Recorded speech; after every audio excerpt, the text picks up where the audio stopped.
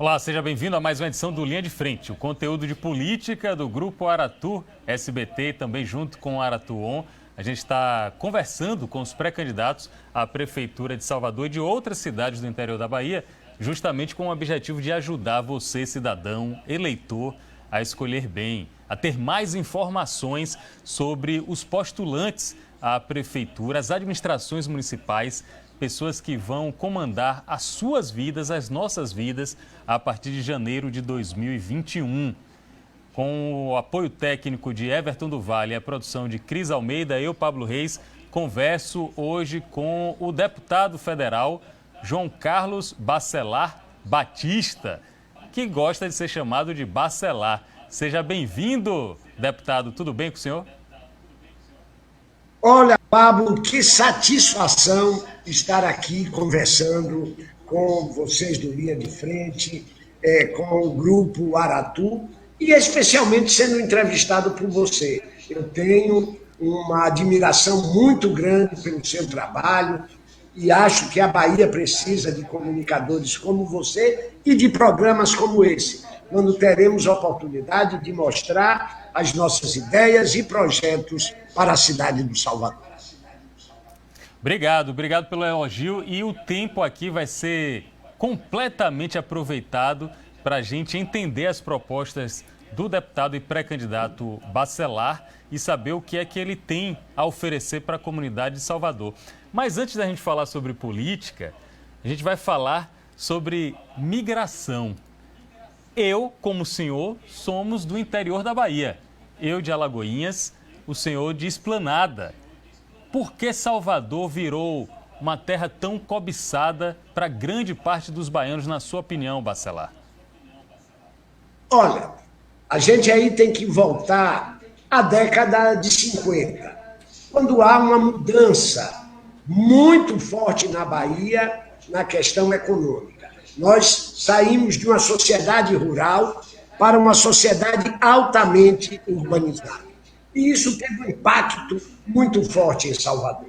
Vocês imaginem, Salvador, no início do século XX, era uma cidade de 120 mil habitantes, menor do que Camaçari, por exemplo. E logo quando chegamos da década de 20 até 1940, 1950, a gente pula de 120 mil em 20 anos, 20, 30 anos, para 400 mil, Paulo. E de 1950 para 1970, a gente sai de 400 mil habitantes para 1 milhão de habitantes.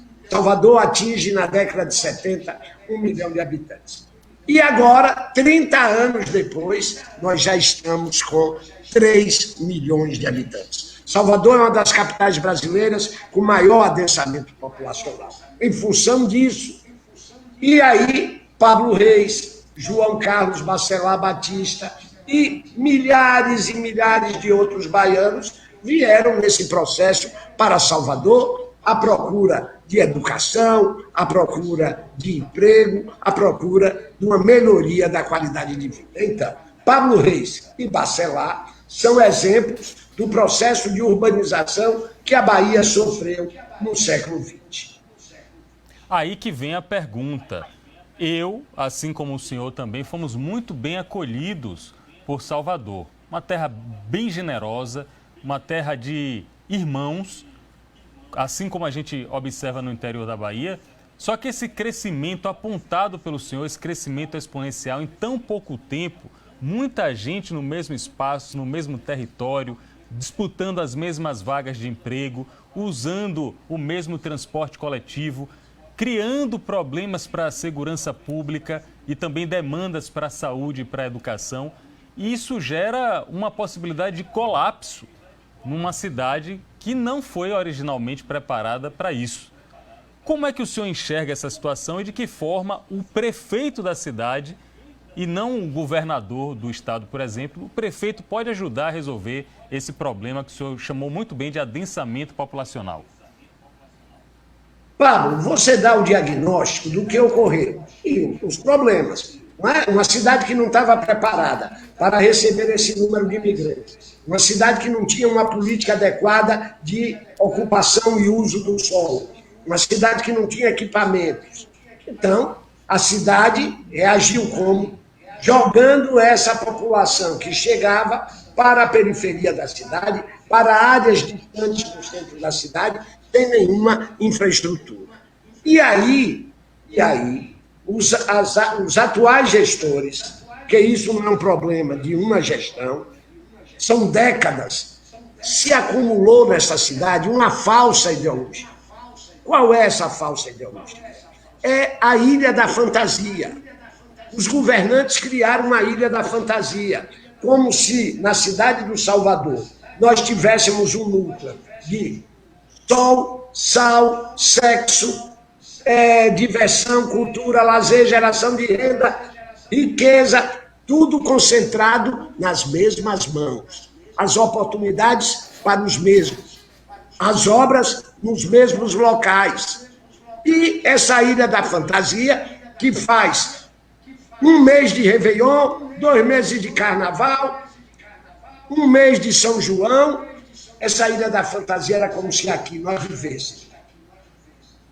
Festa todo dia, alegria, como se fosse uma obrigação do baiano estampar uma felicidade quando a cidade é um favelão.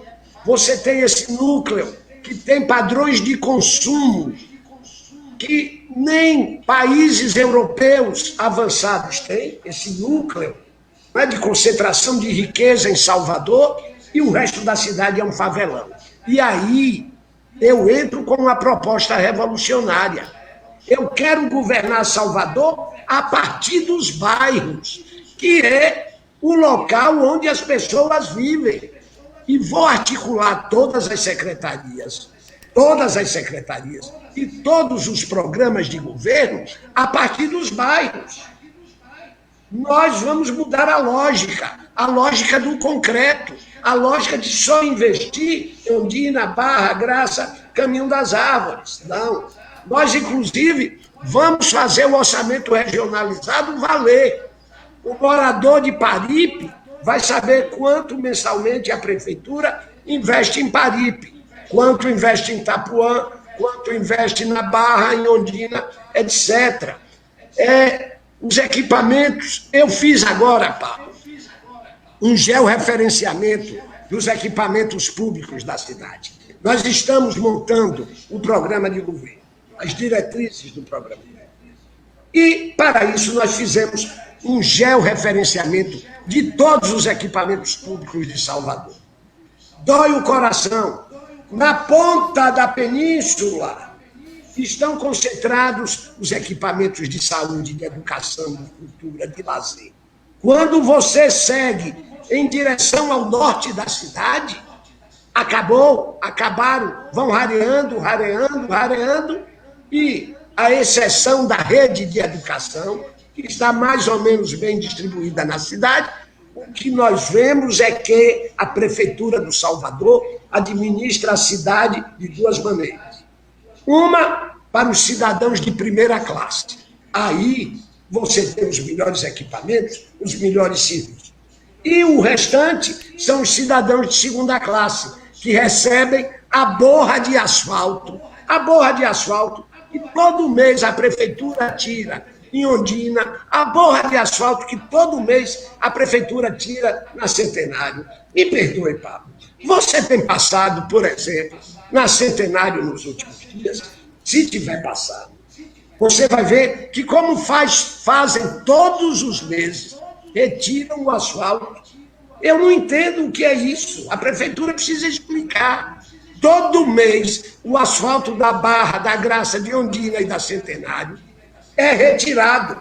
E esse resto desse asfalto, eles dão aos vereadores, para os vereadores impermeabilizarem o solo da periferia de Salvador. Pablo, é um crime. E um prefeito esclarecido, como é o prefeito de Salvador, como é que deixa isso acontecer? Vá lá, no Alto de Cocos. Aí chega um candidato a vereador, geralmente vereador de mandato, joga a borra de asfalto lá em cima, sem nenhuma infraestrutura para escoamento das águas pluviais. E, Pablo, no dia que chove, é a cachoeira descendo lá de cima e destruindo e levando tudo que tem embaixo. Isso é uma irresponsabilidade. Como é que um prefeito da cidade do Salvador convive com os constantes alagamentos no Bate-Facho, por exemplo, na Boca do Rio, com os constantes alagamentos no Parque São Cristóvão? Mas, Pablo, enche, a água bate no teto das casas. Mas isso acontece 2, 3, 4 vezes no ano e não se toma uma providência. Porque, aliás, pelo contrário. São sintomas e são realidades que a gente mostra aqui nos programas de televisão, no portal, e reclamações constantes. Inclusive, eu vou querer saber do senhor de que forma a gente pode resolver isso, de que maneira propositiva a gente consegue solucionar. Antes de eu entender melhor, eu tenho muito interesse de entender essa proposta descentralizada de gerir a cidade a partir dos bairros e não a partir do Palácio Tomé de Souza apenas. Eu preciso saber do senhor se esse abismo entre a Salvador da fantasia, como o senhor colocou, e a Salvador real, talvez a Salvador da fantasia atenda para 100 mil moradores dessa metrópole e a Salvador real esteja para 2.900.000, se esse abismo foi alargado ou ficou mais estampado e explícito com o fenômeno da Covid-19 e a dificuldade de renda, de sobrevivência desses baianos e desses soteropolitanos. Pablo, eu posso fazer uma brincadeira séria com você. Eu vou lhe convidar para você vir para o Podemos. O seu diagnóstico dos problemas da cidade calam o candidato, o pré-candidato. Cala. Você descreveu aí 3 grandes problemas. Os 3 grandes problemas. Vamos começar pela forma de administração, que é a forma de administração quem decide o resto. Não é? O modelo que você dá à sua administração é o que vai definir a cara da administração. Então, nós não vamos apenas descentralizar poder, nós vamos desconcentrar. As subprefeituras são uma piada, e você deve ouvir aí nos jornais. Tem subprefeito que não sabe nem andar no bairro onde ele é prefeito. São pessoas de fora da comunidade. São pessoas indicadas por vereadores para serem cabos eleitorais. As subprefeituras são comitês eleitorais. Estou aqui dizendo. As subprefeituras são comitês eleitorais. Segundo ponto. Então, como serão essas subprefeituras? Serão subprefeituras com subprefeitos da comunidade escolhidos, num primeiro momento, indiretamente pelas entidades representativas daquela região. Acho que nós devemos caminhar no futuro para até uma eleição direta nessas subprefeituras. Cada dia mais nós temos que desconcentrar o poder, colocar o poder próximo do povo. E aí, com certeza, Pablo, eu não sei se você já morou no exterior, mas entra na sua cabeça. Entra na sua cabeça. Então, quando você passou, por exemplo, um morador de Londres chegar 5 horas da tarde em sua casa e está um vereador londrino dizendo que aquelas lâmpadas de LED foi ele que botou. Não pode. É assim que as subprefeituras agem. Eles levam o vereador para dizer, olha, nós estamos tapando esse buraco porque o vereador pediu e você tem que votar nele. Gente, nós temos um prefeito jovem com ideias velhas. Isso é o atraso do atraso. O atraso do atraso. Então, nós vamos dar poder a essas subprefeituras. As coisas serão resolvidas no bairro, porque o morador habita no bairro, não é na Salvador não é na Bahia, não é no Brasil. Eu moro no bairro onde minha casa está. E é o bairro quem deve ser o centro da atenção do governo. A segunda questão que você levanta é os alagamentos. Eu vou dizer aqui na Aratu, podem gravar, eu, prefeito, acabarei com os alagamentos na cidade. Ponto. Eu não vou admitir que o morador do Bate-Facho na boca do rio tenha mais que acordar com a água no teto. Eu não vou admitir que o comerciante do Rio Vermelho, eu trabalhei mais de 20 anos no Largo da Mariquita, nunca tinha visto o Largo da Mariquita alagar depois que o prefeito fez essa obra horrível, de um gosto arquitetônico discutível. Toda vez que chove, o Rio Vermelho alaga. Pablo, no mundo todo nós temos experiências, por exemplo, dos jardins de chuva. São jardins feitos ao lado das calçadas que absorvem a água. Aqui não. Aqui a prefeitura incentiva a impermeabilização, o fechamento de canais, enfim, medidas que concorrem para os alagamentos, além da secular falta de manutenção. Vá agora ali no fim de linha da Boca do Rio, onde eles fizeram uma pracinha de 4ª categoria, porque é outra marca dessa administração. Gasta 50 milhões na Barra, e aí gasta 30, 40 mil na Boca do Rio e quer que o morador da Boca do Rio fique satisfeito com isso. Então, as bocas de lobo entupidas, não tem manutenção, não tem prevenção, e quando as chuvas chegam, é essa situação que a gente vê na capital. Eu estou conversando com o deputado federal João Carlos Bacelar, ele já foi vereador, ele já foi secretário municipal de educação, vamos conversar sobre tudo isso. Ele acabou de me fazer um honroso convite para me filiar ao Podemos, ao qual eu gentilmente vou rejeitar o convite, porque estou muito bem, viu, deputado? Agradeço de verdade, não tenho interesse na política, porque me sinto confortável e privilegiado em conversar com todos, inclusive com o senhor, para poder entender outros pontos de vista, poder formar minha opinião como cidadão, mais até do que como jornalista. Me sinto muito à vontade aqui no Grupo Aratu com isso. E agradeço o privilégio desse convite. E eu entendo as razões do seu convite, principalmente porque o seu declínio do convite é em função da profissão que você escolheu, do caminho que você trilhou. Você é um grande político, só não é da política partidária, mas da grande política em tudo, até nas redes sociais, você é um grande político. Obrigado.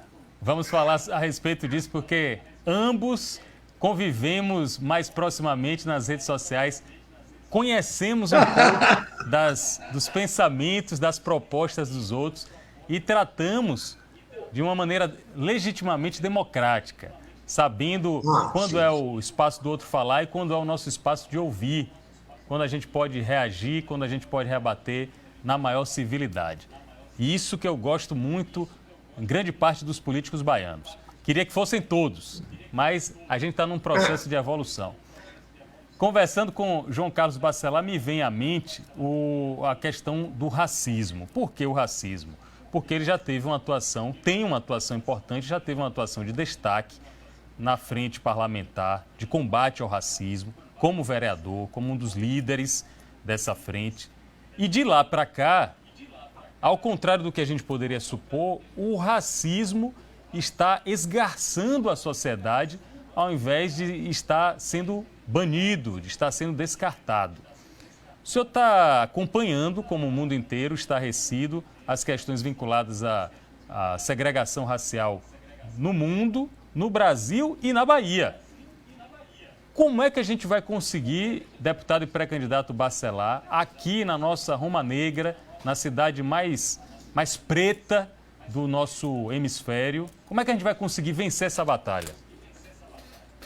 Olha, Pablo, primeiro, me permita aí, você já falou isso 2 vezes, então vou fazer um esclarecimento. O meu nome é João Carlos Bacelar Batista. Durante a época de escola, eu acho que até para abreviar, o professor chamava João Bacelar, e aí pegou. Mas nós temos outro deputado na Bahia que somos homônimos. Então, para diferenciar isso, João Carlos Bacelar é ele, do ponto de vista parlamentar, e eu sou Bacelar. Esse é o esclarecimento. Mas, bem, o racismo é uma ainda das deploráveis manifestações sociais do século XXI. Como é que, em pleno século XXI, eu posso conviver com atitudes discriminatórias, racistas, sexistas, homotransfóbicas, enfim, tudo aquilo que revela o pior do ser humano. O pior do ser humano. Você não precisa concordar ou aceitar a orientação sexual de ninguém, ou o gênero de ninguém, ou a etnia de qualquer pessoa. Mas você tem que respeitar, você tem que tratar bem, você tem que admitir que a diversidade é a maior riqueza que o ser humano tem. Então, quando eu vejo essas manifestações antirracistas no mundo, eu participo, eu apoio, mas eu quero chamar a atenção que o racismo está aqui, o racismo está em Salvador, uma cidade cuja população se autodeclara, mais de 80% da população, se autodeclara negra, afrodescendente. E eu vou começar pelo racismo institucional. A nossa política de segurança. A nossa política de segurança, infelizmente, é uma política que criminaliza a pobreza e criminaliza a juventude. Nós temos um verdadeiro extermínio da juventude negra nesta cidade. Quem são as vítimas dos tais autos de resistências? A juventude negra. Quem são as vítimas da violência policial? A juventude negra. E nós temos que resolver isso. Temos que resolver isso com a população negra. Com a população negra, empoderando a população negra para que a gente encontre as soluções. E a primeira grande mudança que eu acho que um prefeito de Salvador tem que fazer é na política de segurança. A política de segurança é do Estado. Do Estado só não. É do governo federal, do governo estadual e do governo municipal. E o governo municipal pode agir com muita eficiência e com muita competência desse assunto, criando os conselhos comunitários de segurança. Esses conselhos não são aqueles conselhos feitos para inglês ver, não. Serão conselhos presididos por um secretário municipal, com as forças vivas da comunidade, com o comando militar e civil da comunidade, na comunidade. Então, esse conselho vai supervisionar as atividades da polícia. Nós queremos uma polícia parceira, nós queremos uma polícia que conviva na rua, na área de atuação, que seja recebida pela população como um parceiro, como até um herói. E não a polícia chegar para derrubar a porta da casa de trabalhador, para matar filho de trabalhador e para levar trabalhador preso. Não admitiremos toque de recolher nos bairros de Salvador. Você sabe, Pablo, que temos toque de recolher em diversos bairros da cidade. Nós temos que combater. Não, há um erro crasso nessa questão da segurança. A partir da definição do combate. Não se combate violência com segurança, não.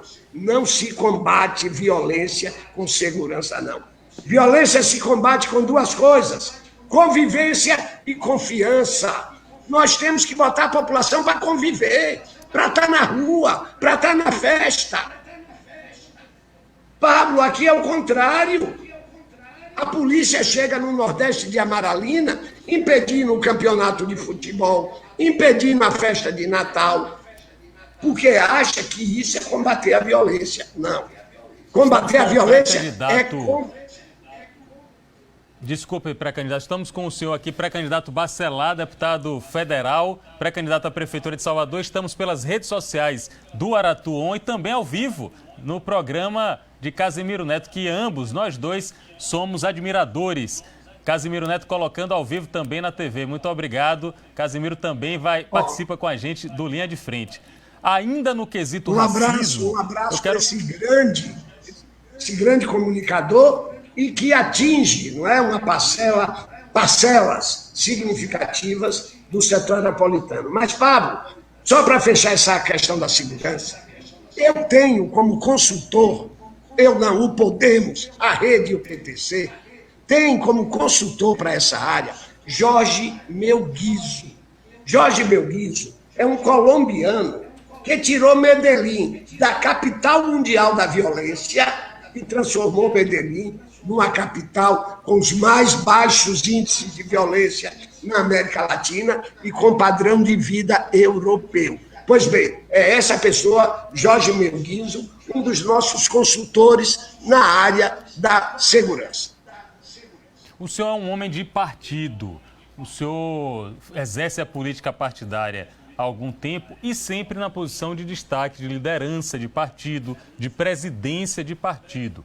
Então, o senhor acompanha essa questão colocada pelo TSE de transformar o fundo partidário em proporcional à quantidade de negros que sejam candidatos por cada sigla, por cada legenda. Não vale para essa eleição, mas já valerá para as próximas. Eu quero saber a opinião do senhor sobre isso, se é uma forma de...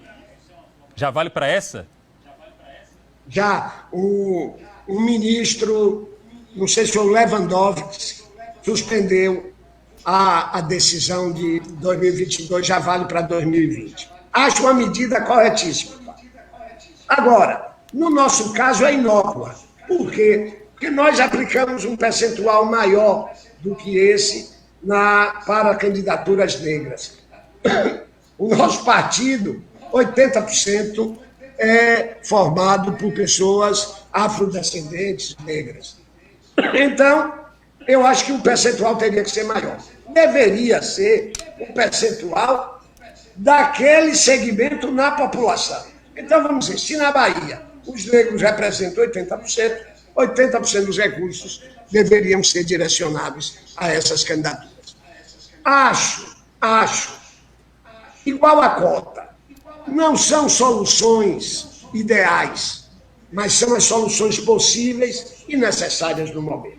Eu quero um dia viver a experiência de Salvador, democracia racial. É um mito, mas é o mito mais importante do imaginário social brasileiro. Pablo, se um dia eu visse esse país se transformar numa democracia racial, eu acho que a minha missão como político estaria cumprida. E me permita, não é saindo um pouquinho do assunto, mas tem reflexo em Salvador. Tem momentos na nossa vida como político que são momentos muito nobres. E eu vivi um desses agora. Eu fui o presidente da comissão do Fundeb e consegui aprovar na Câmara e depois o Senado aprovou e hoje é um mandamento constitucional, conseguimos aprovar o novo Fundeb com mais recursos, mais justo e praticamente por unanimidade. Pablo, foram 19 meses de reunião de manhã, de tarde, de noite, de viagens pelo Brasil todo e conseguimos dar à sociedade brasileira uma proposta de financiamento educacional que é uma das mais avançadas no mundo. E muito importante, porque torna esse instrumento, para usar uma nomenclatura, um neologismo de políticos do passado, torna esse instrumento imexível. O governante em exercício, o governante em exercício não pode... Ministro Magre, Antônio Rogério Magre.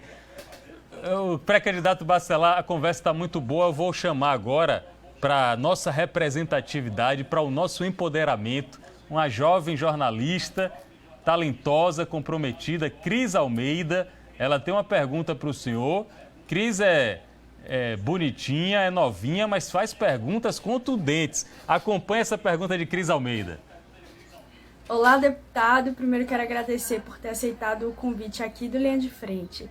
Eu quero citar uma reunião que o senhor teve com a Major Denise, onde, segundo o senhor, vocês fizeram um acordo para denunciar as ineficiências da gestão do prefeito ACM Neto. Então eu queria que o senhor explicasse para quem está assistindo a gente quais seriam esses pontos de ineficiências levantados por vocês e o que é que vocês pensaram aí como possibilidade de contornar essa ineficiência da atual gestão do prefeito ACM Neto.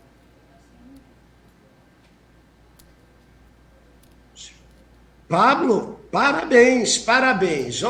Olha, Cris, nós realmente, Pablo, e uma figura, não é, muito simpática, muito agradável. Essa menina vai ter sucesso, essa mulher vai ter sucesso na vida, viu? Se os olhos que descobriram foram os seus, nós estamos precisando no Bahia de um Pablo Reis.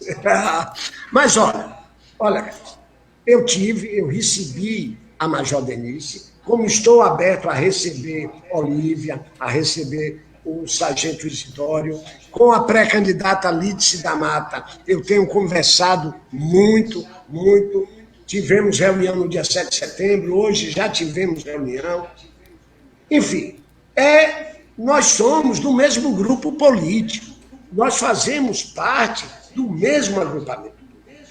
E o nosso enfrentamento é enfrentar a direita e a extrema-direita na Bahia. Então, nós temos que conversar entre si. Nós não somos inimigos, nós somos apenas ainda concorrentes.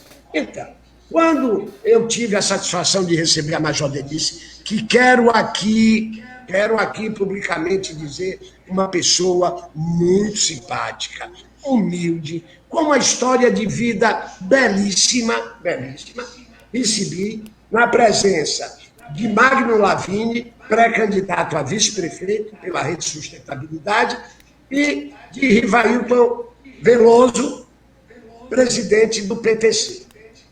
Foi uma conversa geral sobre a cidade. Primeiro, um compromisso pela defesa da democracia. Essa é uma eleição municipal. Predominantemente, o debate será sobre assuntos locais. Mas a gente faz parte de uma federação. Então, a questão nacional tem reflexo em Salvador. E o Brasil está assistindo com muito medo o ovo da serpente do fascismo sendo chocado. E nós não podemos deixar que Salvador seja uma fronteira do fascismo.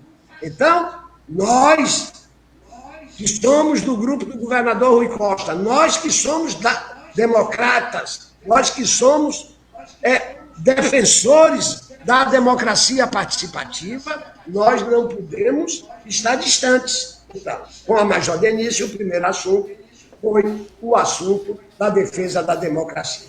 O segundo, um assunto civilizado, democrático e que deve estar presente entre todos os candidatos. Assumimos um compromisso de não nos atacarmos mutuamente. E, finalmente, que aí entra a outra pergunta de Cris, nós assumimos também um compromisso de denunciar as ineficiências do governo ACM Neto. E aí nós vamos precisar que Aratu nos dispusesse de uma manhã inteira para a gente relacionar as disfunções na área social, na área cultural. Qual é a política cultural do senhor ACM Neto para Salvador? Qual é? Está deixando o Museu Nacional da Cultura Afro-Brasileira ser fechado? Prefeito? Iniciativa na cidade de mais José Carlos negra, Capinano, é isso? Capinã, na cidade mais negra, fora do continente africano, o prefeito de Salvador deixar o Muncabe ser fechado. No momento, Pablo, que nós precisamos modificar a política de turismo da cidade de Salvador. Acabou o turismo de grandes aglomerações. Acho muito difícil hoje termos, nas condições atuais, deslocamento de pessoas para grandes shows, seja shows de rock, seja virada do ano, seja o carnaval. O turismo será o novo turismo desta nova sociedade, será um turismo cultural e ecológico. Então, as pessoas virão a Salvador para conhecer a cultura afro dessa cidade. As pessoas virão a Salvador para conhecer a beleza natural da cidade. Precisamos explorar o mar, usar o mar da Bahia economicamente, coisa que não é feita. Então, Cris, são ineficiências. Cris, vou contar aqui 2 fatos que parecem mais piada, desrespeito. Em 10 anos, a prefeitura apoiou 18 grupos de capoeira. Imagina, 18 grupos. É um grupo por ano. Sabe quanto a Prefeitura de Salvador destina para a preservação do patrimônio da cidade? R$500 mil. Então, você, mestre de capoeira, que está nos assistindo, nós vamos instituir rodas de capoeira na cidade, administrada pelo mestre. Então, no Largo de Amaralina, nós vamos ter uma roda de capoeira. Na Praça Municipal, outra roda de capoeira. Itapuã, enfim, essa é a capital da capoeira. Eles não ajudam. Deixaram as manifestações culturais. Desculpe até interromper, porque senão a gente não abre o espaço para Matheus Carvalho, que já não é tão novinho quanto o Cris, mas então, é igualmente talentoso. Rapidinho, Cris, as ineficiências são muito grandes na área cultural, na área social e na área econômica. A prefeitura só dá oportunidade aos amigos de playground. Agora vem Matheus Carvalho, gerente de jornalismo da Aratu e comentarista de política. Ele tem uma pergunta para o deputado Bacelar, que eu imagino que envolve a Lava Jato, os rumos da Lava Jato. É isso mesmo, Matheus? Deputado Bacelar, muito obrigado pela presença aqui no Linha de Frente. A minha pergunta é sobre Lava Jato. A operação, que é considerada a maior operação de combate à corrupção do país, começou há 6 anos, investigou e prendeu alguns dos maiores políticos e empresários do país. Só que hoje a própria Lava Jato é alvo também de investigações e alguns dos seus membros acusados de passar do ponto e de hoje demonstrar que tem pretensões políticas. Qual a avaliação do senhor com relação ao trabalho da Lava Jato? Olá, Matheus, que satisfação. Pablo, você está bem acompanhado, não é? Matheus é outro jovem revelação. Já é um nome firmado, não é um nome firmado e respeitado. Olha, meu partido é lavajatista. Né? Eu tenho 11 senadores que dormem, acordam, sonham e passam o dia todo pensando em Moro e na Lava Jato.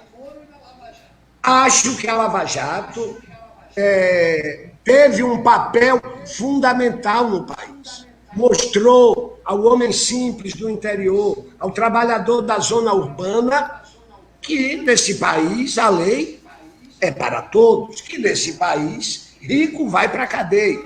Mostrou isso. Aliás, quando a gente fala em Lava Jato, nós temos que voltar ao mensalão.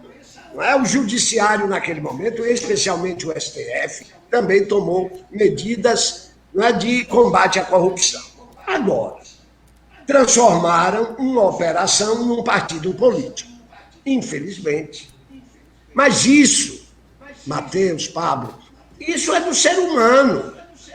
É por isso que a democracia representativa, com seus sistemas de peso e contrapeso, é o melhor sistema até hoje não é, urdido pelo ser humano. Porque ela permite a fiscalização, ela permite a denúncia, ela permite que um poder fiscalize o outro. E aí eu acho que a Lava Jato saiu dos trilhos, né? Que a Lava Jato é a responsável, uma das grandes responsáveis pela eleição de Bolsonaro, não tenho dúvida. Não é? As prisões espetaculosas, as prisões em cima da eleição, terem impedido Lula de participar da eleição. Isso foi muito grave, muito grave. E a condescendência que os operadores da Lava Jato têm com o PSDB. Né? Não conseguem ter a mesma eficiência que eles têm em relação aos partidos da Lava Jato, que estão na Lava Jato, eles não têm com o PSDB. Então, eu acho que eles estão pagando o preço pela soberba, o preço pela vaidade, o preço por não terem respeitado o devido processo legal. Deputado Bacelar, pré-candidato à Prefeitura de Salvador pelo Podemos. A gente poderia conversar aqui por mais muitas horas, mas a gente tem um tempo previsto para todo pré-candidato de 40 minutos, já estamos chegando ao final. E para todos eu faço o mesmo encerramento, que é oferecendo ao senhor 30 segundos aqui do Aratu On, 30 segundos da TV Aratu, para o senhor tentar convencer os eleitores de que é a melhor opção para a Prefeitura de Salvador a partir de janeiro de 2021. O espaço é do senhor. Olha, eu quero ser prefeito de Salvador para cuidar do povo. O povo desta cidade está esquecido há décadas. A prefeitura concentra obras e serviços no mesmo local. A prefeitura oferece oportunidade às mesmas pessoas. A prefeitura só gera riqueza para os mesmos. Eu quero ser prefeito desta cidade para colocar a mão poderosa do poder público a serviço do povo. Eu quero ser prefeito de Salvador porque Salvador dos bairros é a Salvador de todos. Muito Bacelar, obrigado, Pablo. Muito obrigado a vocês que nos deram essa audiência. Um abraço em Casimiro. E estou, Pablo, à disposição. Parabéns, Aratu, pela decisão importantíssima, cumprindo um papel social muito importante do Linha de Frente, abraçar agora o assunto eleições 2020. Obrigado e que hoje, sexta-feira, Senhor do Bonfim e Oxalá abençoe o povo da Bahia. Eu que agradeço o senhor, nos veremos em outras entrevistas e também no debate Linha de Frente, já tradicionalmente o melhor debate da televisão baiana, teremos aqui com os candidatos à Prefeitura de Salvador. Vou encerrando minha participação, agradecendo a todos, agradecendo ao trabalho de Everton do Vale na operação técnica e de Cris Almeida na produção. Na semana que vem, Linha de Frente está de volta com outros pré-candidatos à Prefeitura de Salvador e de cidades do interior da Bahia. Um abraço a todos. Vamos usar nossa cidadania para nos ajudar, para fazer com que a gente melhore as demandas e dificuldades que temos no dia a dia. Até um próximo encontro aqui no Linha de Frente.